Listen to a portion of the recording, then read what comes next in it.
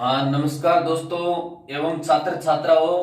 आज अपने टॉपिक है बूंदी के चौहान। बूंदी के चौहान, अजमेर के चौहान, रणथंभौर के चौहान, ये अपना पूरा हो गया था। अब बूंदी के ऊपर भी और चौहानों ने शासन किया था, वे बूंदी के चौहान। तो देखो, राजस्थान के अंदर ये बूंदी पड़ती कहां पर है? कोटा से ऊपर ये बूंदी। बूंदी के चौहान, बूंदी के चौहान, इसके दो चार राजा इंपोर्टेंट हैं, उनमें से कुछ प्रश्न पूछ लेते हैं। तो बूंदी के चौहानों का पहला क्वेश्चन, संस्थापक कौन था? पहला क्वेश्चन, संस्थापक। तो संस्थापक था देवा हाड़ा चौहान। देवा हाड़ा चौहान। बूंदी के चौहान वंश या चौहान राजाओं का संस्थापक कौन था? देवा हाड़ा चौहान। ये 241 ईस्वी में बूंदी में चौहान वंश की स्थापना किसने की थी? देवा हाड़ा चौहान ने। देखो, यहां पर पहले जत्ता मीणा या बुंदा का शासन था। बूंदी में जत्ता मीणा, जिसको बुंदा भी कहते हैं, उसका शासन था बूंदी के अंदर। और ये इसके दरबार के अंदर और मजदूरी करने वाले ये था चौहान। इसके दरबार के अंदर कुछ काम करते थे। तो देखो, जत्ता ने जसराज चौहान, जसराज चौहान की पुत्रियों से अपने पुत्रों की शादी करना चाहा। शादी करना चाहा। किसने करना चाहा? जत्ता ने। यहां का जत्ता मीणा शासन था। जत्ता मीणा, जत्ता मीणा शासन। और चौहान उसके दरबार के अंदर कुछ काम करते थे। इस जत्ता मीणा ने जसराज चौहान की पुत्रियों के साथ अपने पुत्रों की शादी करना चाहा। इस जसराज चौहान इस बात से परेशान होकर के और दरबार छोड़कर ही भाग गया। ठीक है, अब देखो, दरबार से चला गया बेचारा। अब जसराज ने क्या किया? बंदावदा के हाड़ा चौहान बंगदेव के पुत्र देवा हाड़ा को समाचार दिया। और देवा हाड़ा ने फिर ये इस बुंदा को पराजित किया था और खुद यहाँ का शासक बन गया। फिर से देखो, जसराज, वो जसराज जिसकी पुत्रियों के साथ शादी करने का प्रस्ताव दिया था बुंदा मीणा ने, अपने पुत्रों की शादी। फिर जसराज ने बंदावदा, बंदावदा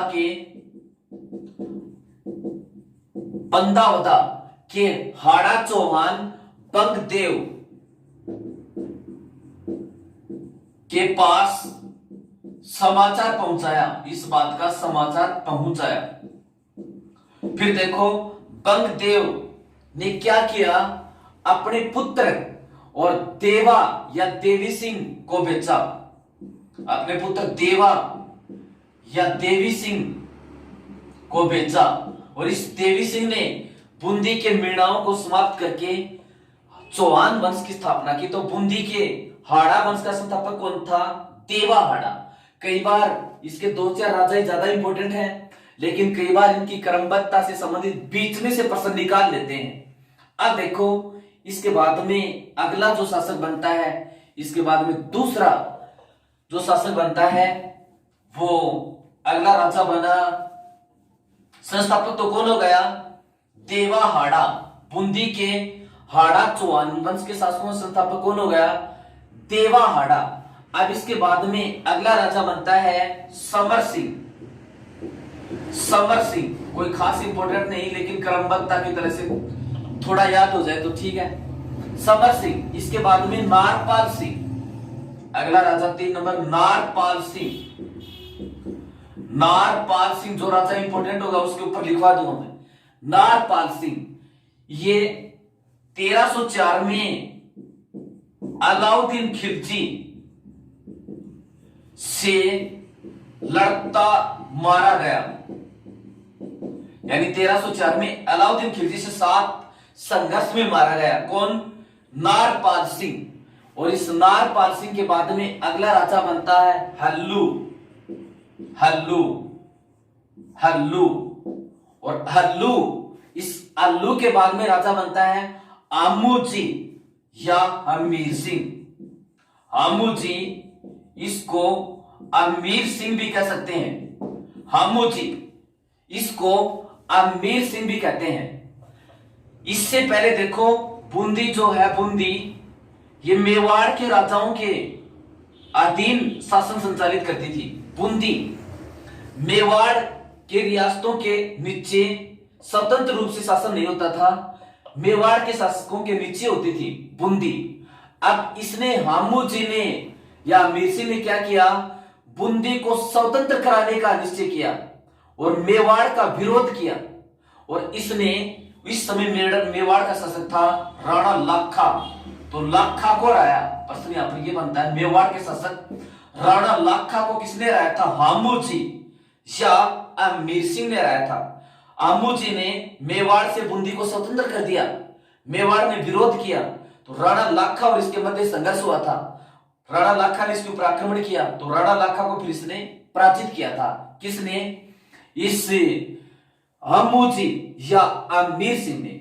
इसके बाद में ये मेवाड़ का जो राणा लाखा है ना,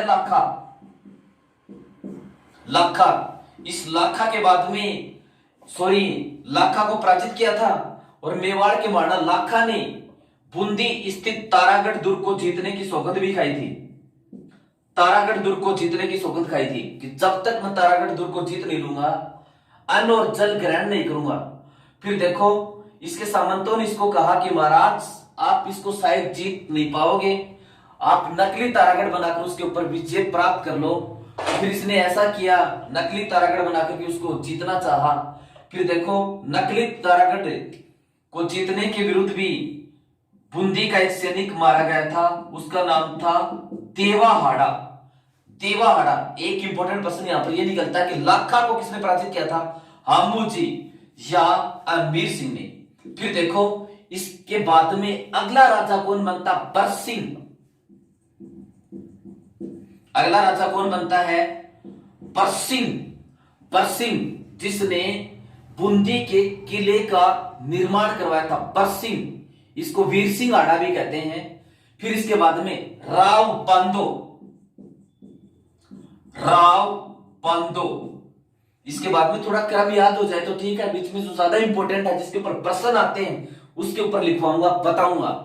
फिर इसके बाद में नारायण दास। अगला राजा, अगला बूंदी का राजा नारायण दास। नारायण दास के ऊपर क्या प्रश्न बनते हैं? इस नारायण दास का जो पिता था राव पांदो, राव पांदो की उसकी भाइयों ने हत्या कर दी थी, उसके भाइयों ने हत्या कर दी थी। फिर राव पांदो का पुत्र था नारायण दास। इस राव पांदो के भाई इस नारायण दास के चाचा हो गए। इसने अपने दोनों चाचाओं की हत्या करके अपने पिता का बदला लिया। नारायण दास ने राव पांदो के दोनों भाइयों या नारायण दास के चाचा हो गए, उन दोनों चाचाओं की हत्या करके अपने पिता का हत्या का बदला लिया। ठीक है। फिर देखो इसने और क्या किया? खानवा का जो युद्ध था, खानवा कहां पर पड़ता? भरतपुर के अंदर। खानवा भरतपुर में 1527 में युद्ध हुआ था और 1527 के मध्य वो युद्ध किसके मध्य हुआ था? बाबर और राणा मेवाड़ के शासक महाराणा संगा के मध्य हुआ था। तो इस युद्ध में नारायण दास ने और किसका साथ दिया था? संगा का साथ दिया था। खानवा युद्ध में संगा का साथ देने वाला बूंदी का शासक, आड़ा शासक कौन था? नारायण दास। ठीक है। अब देखो इसके बाद में अगला राजा नारायण दास से संबंधित और क्या प्रश्न बनते हैं? इसने तलवार से एक बार पत्थर के खंभे से इसकी तलवार टकराई और जिससे इसकी तलवार से पत्थर के ऊपर गहरा घाव हो गया, और उस गहरा घाव वो बूंदी में आज भी है। बूंदी के हाड़ा चौहान शासक है उस पत्थर को पूजते हैं जिस पत्थर से इसकी तलवार लगी थी नारायण दास की, और उस पत्थर में घाव हो गया था। फिर इसके बाद में सूरजमल, अगला राजा सूरजमल। सूरजमल ने अपनी बहन कर्मावती का विवाह मेवाड़ के शासक मानस संगा के साथ किया था। सूरजमल ने अपनी बहन कर्मावती का विवाह और किसके साथ किया था? संगा के साथ किया था, अपनी बहन कर्मावती का विवाह। ठीक है, यानी इसकी बहन थी ये, और इसका पिता कौन था? नारायण दास। तो ये कर्मावती किसकी बहन थी? सूरजमल की बहन थी। इसके जीते जी और शादी का प्रस्ताव किसने दिया था? सूरजमल ने। ये पूछे किस शासक ने किया था? तो नारायण दास। सूरजमल ने अपनी किस बहन का विवाह किया था? कर्मावती का संगा के साथ। फिर संगा के बड़े पुत्र को भी इसने मार दिया। संगा का बड़ा पुत्र था रतन सिंह। रतन सिंह, उसने इसको मार दिया और एक त्योहार के ऊपर मारा था। वो कौन सा त्योहार था? अहेरिया त्योहार या अहेरिया उत्सव। तो सूरजमल ने अपनी बहन कर्मावती का विवाह संगा के साथ किया। संगा के ज्येष्ठ पुत्र रतन सिंह को 1531 में इसने मार दिया था, 1531 में। और किस त्योहार के ऊपर? अहेरिया त्योहार के ऊपर इसने उसको मार दिया था। फिर देखो अगला राजा सुरजन साल आड़ा। सुरजन साल आड़ा, इसके ऊपर एक प्रश्न इंपोर्टेंट है। अकबर की अधीनता स्वीकार करने वाला बूंदी का शासक कौन था? सुरजन आड़ा। बीच बीच में कई तो कर्म के लिए इंपोर्टेंट है और कई राजाओं पर जहां पर प्रश्न बनते हैं। इसके ऊपर प्रश्न क्या है? अकबर की अधीनता स्वीकार की। अकबर की अधीनता स्वीकार की और 1569 में स्वीकार कर ली थी। इसके ऊपर एक ग्रंथ लिखा गया था सुरजन चरित्र। सुरजन चरित्र, और सुरजन चरित्र ग्रंथ किसने लिखा? चंद्रशेखर ने लिखा था। तो अकबर की अधीनता स्वीकार करने वाला बूंदी का हाड़ा शासक कौन था? सुरजन आड़ा। कब की थी? 1569 में। और सुरजन चरित्र एक ग्रंथ है जो लिखा किसने था? चंद्रशेखर ने। सुरजन चरित्र नामक ग्रंथ किसने लिखा था? चंद्रशेखर ने। अकबर की अधीनता स्वीकार किसने की थी? सुरजन आड़ा ने या सुरजन साल आड़ा ने। अब देखो इस सुरजन आड़ा के बाद में अगला राजा कौन बनता है? राव भोज। बूंदी के हाड़ा चौहानों का अगला राजा बनता है राव भोज। इसके ऊपर कोई खास प्रश्न नहीं। फिर राव रतन सिंह, अगला राजा बनता है राव रतन सिंह। एक तो मेवाड़ का था वो राणा रतन सिंह, ये राव रतन सिंह। इस राव रतन सिंह ये चित्रकला का पारखी था। चित्रकला का पारखी था यानी चित्रकला का जानकार था, और जहांगीर इसके समकालीन था। तो जहांगीर का काल चित्रकला का स्वर्णयुग कहलाता है। तो ये भी चित्रकला का जानकार, जहांगीर भी चित्रकला जानकार, तो दोनों एक जैसे गुण वाले हो गए। तो जहांगीर ने इसको 2 उपाधियां प्रदान की थी, एक तो राम राजा, एक सर बूंद राय। एक तो राम राजा, एक सर बूंद राय। तो सब ये दोनों उपाधि इसको किसने प्रदान की थी? जहांगीर ने प्रदान की थी। राव रतन सिंह चित्रकला का जानकार था, जहांगीर ने राम राजा और सर बूंद राय की उपाधि इसको प्रदान की थी। फिर देखो अगला राजा शत्रु साल आड़ा। शत्रु साल आड़ा, इसके ऊपर भी एक प्रश्न इंपोर्टेंट है। ये शत्रु साल आड़ा 1631 से 58 तक रहा था। 1631 से 58 तक रहा था शत्रु साल आड़ा। और औरंगजेब और दारा सिकों के मध्य उत्तराधिकार को लेकर के लड़ाई हुई थी, सामूगढ़ का युद्ध। तो सामूगढ़ के युद्ध में ये इसने दारा का साथ दिया था, यानी औरंगजेब की तरफ से लड़ रहा, इसने दारा का साथ दिया, औरंगजेब के विरुद्ध लड़ रहा था। तो फिर सामूगढ़ के युद्ध में ये मारा गया। सामूगढ़ के युद्ध में मारा गया। और सामूगढ़ का युद्ध किस किस के मध्य हुआ था? औरंगजेब और तारा सिखों के मध्य 1658 में इसने औरंगजेब का साथ दिया था और ये मारा गया। ध्यान रहे, कई बार पूछते हैं 84 खंभों की छतरी, 84 खंभों की छतरी, और 84 खंभों की छतरी कहां पर है? बूंदी में। प्रश्न यहां पर यह बनता है किस शासक की छतरी है? शत्रु सालाड़ा की छतरी है। तो बूंदी स्थित 84 खंभों की छतरी बूंदी के किस शासक की छतरी है? शत्रु सालाड़ा की। कहां पर है? बूंदी में है। प्रश्न जैसे भी पूछे। इसके बाद में और अगला जो राजा बनता है वो बनता है राव बाव सिंह आड़ा। राव बाव सिंह हाड़ा। राव बाव सिंह हाड़ा 1658 से और 1658 से ये रहता है 1687 तक। 1658 से 87 तक कोई खास प्रश्न नहीं बनता, क्रमबद्धता के लिए थोड़ा बहुत याद रह जाए तो ठीक है। फिर इसके बाद में अगला राजा बनता है राव बुद्ध सिंह। राव बुद्ध सिंह अगला राजा बनता है राव बुद्ध सिंह।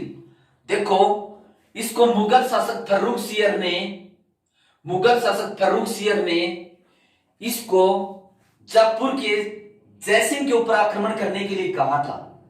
इसने आक्रमण किया नहीं, तो फिर फर्रुख सियर ने संदेश दिया कोटा के शासक को। तो कोटा के फिर भीम सिंह ने इस बुद्ध सिंह के ऊपर आक्रमण किया फर्रुख सियर के कहने से और बूंदी को जीत लिया। और फर्रुख सियर ने फिर बूंदी का नाम रखा फर्रुखाबाद। तो फर्रुख सियर ने बूंदी का क्या नाम रखा? फर्रुखाबाद। बात क्या थी? इसने जयसिंह के ऊपर आक्रमण नहीं किया फर्रुख सिंह के कहने से। फिर कोटा के भीम सिंह ने इसको आक्रमण करके इसको जीत लिया बूंदी को। और बूंदी को जीतने के बाद फर्रुख सिंह ने फिर इसका क्या नाम रखा? फर्रुखाबाद इसका नाम वो रखा था। फिर देखो, इसके बाद में इसके ऊपर और क्या प्रश्न बनता है? बुद्ध सिंह की कछुआ रानी थी, कछुआ रानी, बुद्ध सिंह की कछुआ रानी ने अपने पुत्र उम्मेद सिंह के पक्ष में गद्दी को लेकर मराठों को राजस्थान में आमंत्रित किया। और कब की बात है? 1734 की बात है। तो प्रश्न यहां से जबरदस्त निकल कर आ गया। यहां की कछुआ रानी थी और कछुआ रानी जिसका नाम था इंद्र कुंवरी, यानी कछुआ वंश की थी। कछुआ रानी ने अपने पुत्र उम्मेद सिंह, यानी जो छोटा था, जिसको गद्दी नहीं मिलनी चाहिए थी, वैसे छोटा था वो, तो इसने ये कहा कि उम्मेद सिंह को गद्दी मिलनी चाहिए। उम्मेद सिंह के पक्ष में गद्दी को लेकर मराठों को राजस्थान में आमंत्रित किया। इससे पहले मराठों का राजस्थान में कोई हस्तक्षेप नहीं था।